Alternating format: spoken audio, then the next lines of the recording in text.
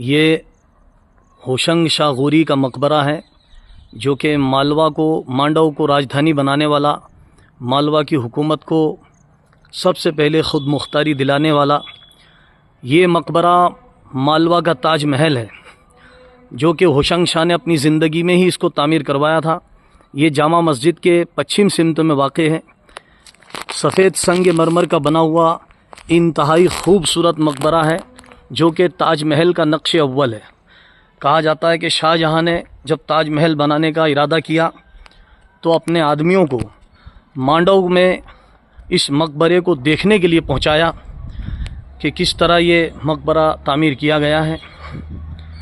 تاج محل کے جو انجینئر تھے انہوں نے پہلے ہوشنگ شاہ کے مقبرے کا معائنہ کیا، انہوں نے یہاں آ کر کے دیکھا اور اسی طرز پر تاج محل کی بنیاد اٹھائی گئی جو کہ آج دنیا کا 7واں عجوبہ ہے۔ لیکن یہ جو مقبرہ ہے یہ بھی کسی عجوبے سے کم نہیں ہے۔ یہ مالوا کا عظیم الشان بادشاہ ہوشنگ شاہ غوری، جس نے 1406 سے لے کر 1435 تک مالوا پر عدل و انصاف کے ساتھ حکومت کی ہے، یہ اسی کی قبر ہے اور ان کے خاندان کے کچھ افراد یہاں پر موجود ہیں۔ یہ قبریں یہاں پر نظر آ رہی ہے۔ مقبرے کو اتنا ہوادار بنایا گیا ہے، یہ روشن دان اس لیے لگائے گئے ہیں کہ صبح سے لے کے شام تک مقبرے کے اندر اجالا رہے، روشنی رہے۔ یہ ہندوستان کا اولین مقبروں میں شمار ہے۔ بعد میں مغل دور کے مقبرے جو بنائے گئے وہ اسی طرز پر بنائے گئے۔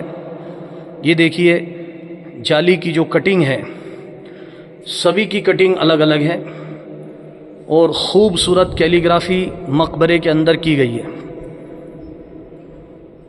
ہوشنگ شاہ غوری نے یہ مقبرہ اپنی زندگی میں ہی بنوایا، اس کے انتقال کے بعد اس کو اسی میں دفن کیا گیا۔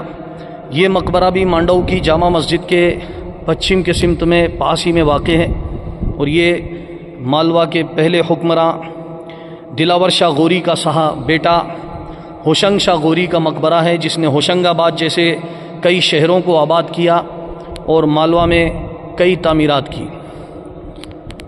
کافی عظیم الشان عمارت ہے، سنگ مرمر سے بنایا ہوا یہ مقبرہ تاج محل کا نقش اول بھی ہے اور یہ پاس میں جامع مسجد نظر آ رہی ہے۔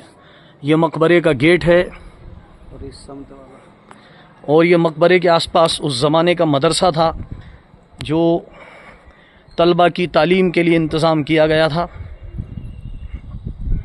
یہ پاس میں مدرسے کی عمارت ہے اور یہ مقبرے کی عمارت ہے۔ دور سے دیکھنے پر یہ مقبرہ تاج محل ہی کی طرح نظر آتا ہے۔ تاج محل میں مینار ہے، اس میں مینار نہیں ہے، لیکن ماشاءاللہ خوبصورتی میں یہ تاج محل سے کسی بھی طرح کم نہیں ہے۔ یہ اس کے سامنے کا نقشہ ہے جو میں آپ کو بتا رہا ہوں۔ باہر سے یہ مقبرہ کچھ ایسا دکھائی دیتا ہے، اس پر ایک بڑا گنبد ہے اور آس پاس 4 چھوٹے گنبد ہیں۔ ہوشنگ شاہ کا مقبرہ یہ کہلاتا ہے۔ ہوشنگ شاہ نے ہی دھار سے مانڈو کو راجدھانی ٹرانسفر کیا اور اس مقبرے کو اس نے اپنی زندگی میں ہی تعمیر کیا۔ اس کے انتقال کے بعد اسے اسی مقبرے میں دفن کیا گیا۔ مقبرے میں اور کچھ قبریں ان کے خاندان کی واقع ہیں۔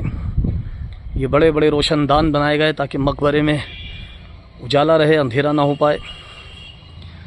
سلطان کو اس میں لیٹے ہوئے 650 سال ہو گئے ہیں، لیکن آج بھی یہ مقبرہ 600 سال سے ایک عظیم الشان عمارت کے لیے طرح ٹکا ہوا ہے۔ بارش بھی ہوتی ہے، آندھی بھی آتی ہے، طوفان بھی آئی، لیکن 700 سال تک اس مقبرے کا کچھ نہیں بگاڑ پائی۔ آج کی تعمیرات ہندوستان میں دیکھی جاتی ہے، بڑے زور شور سے تعمیر کی جاتی ہے اور 6 مہینے میں چھت ٹپکنے لگ جاتی ہے۔ یہ ہوشنگ شاہ غوری کا مقبرہ ہے۔